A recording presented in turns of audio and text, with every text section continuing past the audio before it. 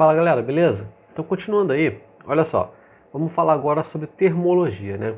A termologia é uma parte da física que estuda o calor e outras grandezas que estão associadas ao calor. Então a gente vai estudar a temperatura, vai estudar também energia térmica e outras coisas mais. A gente vai dividir essa parte do estudo de termologia em outras. A gente vai estudar a termometria, dilatometria, gases perfeitos, termodinâmica e por aí vai. Mas para isso, todas elas, a gente tem que ter uma introdução. A gente tem que saber mais ou menos sobre essas grandezas que a gente está vendo aqui. Então, olha só. Primeiro, o que é a temperatura? A temperatura é uma grandeza física que ela vai medir a energia cinética, tá, média de cada grau de liberdade de partículas de um sistema. Ok? Como assim?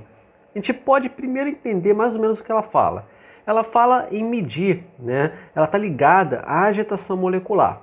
Ok? Se você pegar uma bexiga de ar e encher ela, né, um balãozinho de festa, e enche ela, e aí você coloca no congelador, ela vai diminuir o volume dela. Se você tira do congelador, ela aumenta o volume dela. Se você bota uma água para ferver, você repara que ela começa a borbulhar, né? Quando você bota uma água para congelar, ela vai virando o gelo, não é isso? O que eu quero dizer com isso? Quando você vê um objeto aumentando sua temperatura, você repara que ele tende a ocupar um volume maior, né? Assim, 99% das vezes é isso. Quando você bota água para ferver, por exemplo, ela começa a borbulhar. Ela começa, a querer pegar um volume maior. A bexiga de ar, né? Quando você tira ela do congelador, ela pega um volume maior. Quando você bota no congelador, ela diminui o seu volume. Por quê? Porque as moléculas, né, elas se movimentam. E elas podem se movimentar muito ou se movimentar pouco, né? E aí a gente vai medir, né, a temperatura ligada a essa ideia. Quanto maior a agitação de uma molécula, a gente vai falar que ela tem uma maior temperatura. Então a água, quando ela está fervendo, ela começa a borbulhar porque as moléculas estão se movendo muito, estão querendo sair daquele líquido ali. A gente pode pensar dessa forma, tá? E aí o que eu falei no início, ele mede a energia cinética média de cada grau de liberdade. O que é um grau de liberdade, né? Uma molécula ela pode andar aqui, né, no espaço que a gente vive, em 3 direções. Ela pode andar para cima e para baixo, para um lado ou para o outro, né? Ou então na terceira dimensão espacial, né? Profundidade, né? Então ela tem vários graus de liberdade.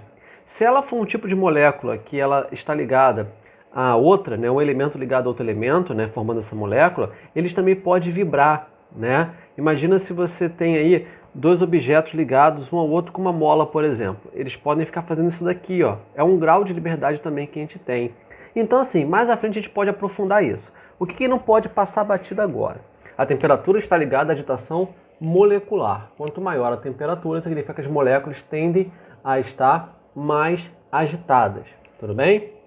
Bom, então imagina o seguinte, Eu tenho aqui um recipiente A e um recipiente B. Vamos fingir que eles são iguais, tá? Apesar de eu ter desenhado na mão aqui não ter ficado igual, mas a ideia era ter ficado igual. Aqui eu tenho 1, 2, 3, 4, 5 de um lado, 1, 2, 3, 4, 5 do outro lado. Mesma quantidade de moléculas, né? Aí vamos imaginar que aqui em A, elas estão se movimentando um pouquinho, né? Está indo para um lado, para o outro, né? Já aqui em B, elas estão se movimentando muito rápido. Imagina que elas estão se movimentando muito rápido, né? Eu posso falar o quê? Nessa situação aqui, eu posso falar que a temperatura de B é maior que a temperatura de A. Tudo bem? Se as moléculas se movimentam mais, estão mais agitadas, eu falo que tem uma maior temperatura. Tudo bem? Bom, e aí a gente tem que ligar também essa ideia à ideia de energia cinética. A energia cinética que a gente viu em Física 1, a gente calcula dessa forma aqui, massa vezes velocidade ao quadrado dividido por 2. Quem é que vai ter uma velocidade maior? Quem tem uma temperatura maior aqui, não é? As moléculas de B, que tem uma temperatura maior, tem mais agitação, então tem mais velocidade, né? Lembrando que isso aqui é uma média. Então a gente pode falar que, em média, a energia cinética das moléculas em B é maior. Tudo bem? Então a gente pensa assim, quanto maior, né, a temperatura, as moléculas elas tendem a estar com uma energia cinética cada vez maior. Ok? Bom, e aí a gente vai estudar também sobre o calor. O que é o calor? O calor, ele é uma forma de você transmitir, de você transferir energia de um corpo para outro. E isso acontece por causa de uma diferença de temperatura. se eu encosto, né, uma barra de ferro bem quente, tá, num bloco de gelo, o gelo vai derretendo, vai diminuindo o estado de agregação dele, ou melhor, ele vai aumentando a temperatura, não é?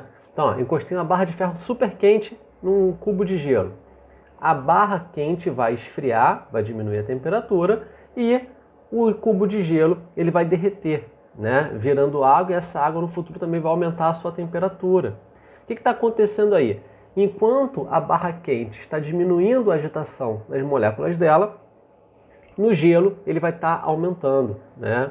Se eu misturar leite quente, tá, com leite gelado, por exemplo, vai dar um leite morno, não é isso? Ou então, imagina que eu estou misturando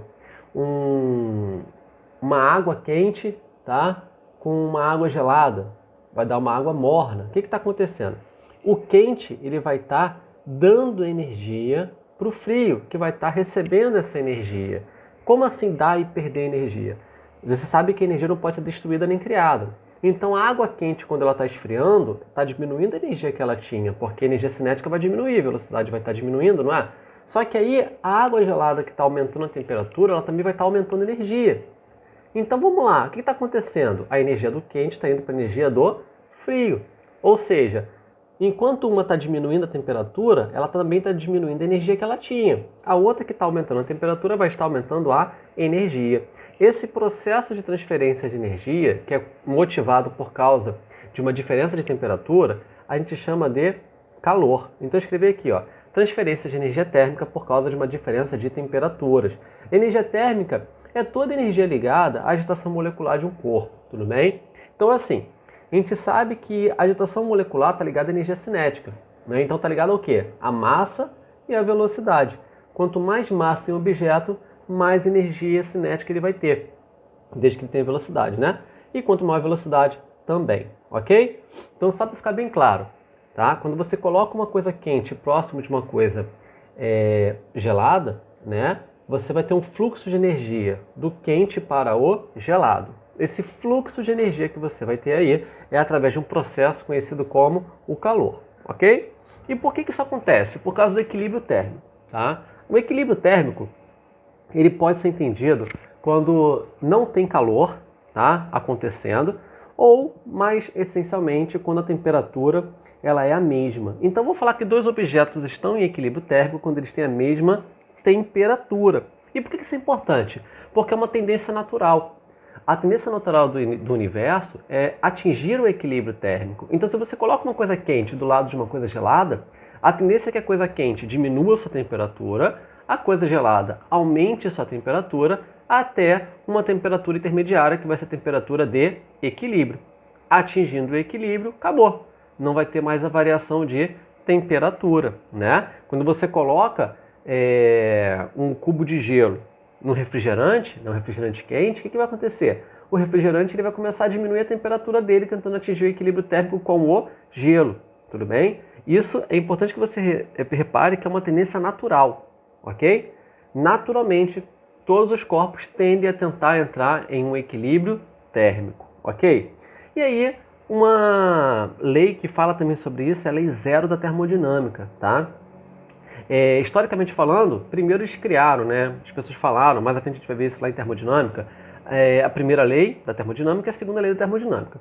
Só que depois, né, eles perceberam que existia uma lei mais fundamental ainda, por isso que é a lei zero da termodinâmica. E o que ela fala? Se dois corpos, A e B, estão em equilíbrio térmico com o corpo C, então A e B também estão em equilíbrio térmico entre si.